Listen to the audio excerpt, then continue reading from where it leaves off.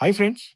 I came across headlines saying Chinese scientists have invented a bone glue that heals fractures in just a few minutes without surgery or metal implants. Is that true?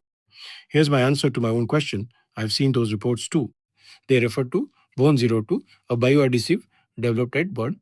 Media claims say it sets in 2 3 minutes, holds with over 400 pounds of strength, and dissolves in about 6 months. They even mentioned it's been used in more than 150 patients. So you might say this sounds revolutionary. But your next question, has this been published in scientific journals? So that's the catch. As of now, there's no peer reviewed article or preprint describing Bone Zero Two's chemistry performance or trial outcomes. Some medical news sites have pointed out this gap clearly. So the next question, are the clinical claims of 150 patients, are they reliable? So here's the thing.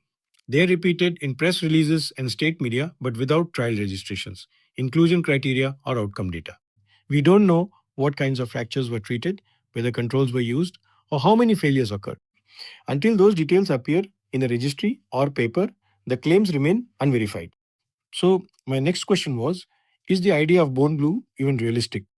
To which the experts have replied, yes, adhesive biomaterials inspired by mussels or oysters are a real research field. Several preclinical studies show strong wet adhesion, injectability, and even bone regeneration. For example, super bone glue, hydrogels, and nanocomposite adhesives have been tested in labs and animal models. But they're not yet validated for replacing plates or screws in human long bone fractures. You may then ask, as I did, are there any products already in trials? So here we have some solid answers. RevBio in the US has tetranite mineral bone adhesive. It has peer-reviewed preclinical data and ongoing clinical pilots for cranial flap fixation and some dental uses.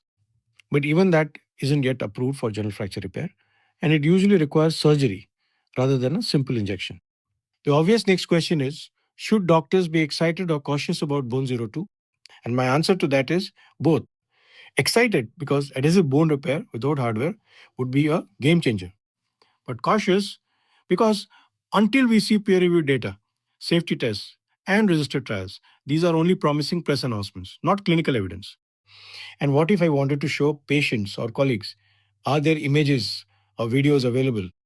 Well, let's say, yes, some media outlets like People's Daily Health, NDTV, and China Daily have published X ray stills and demo videos showing the glue bonding fractures in minutes.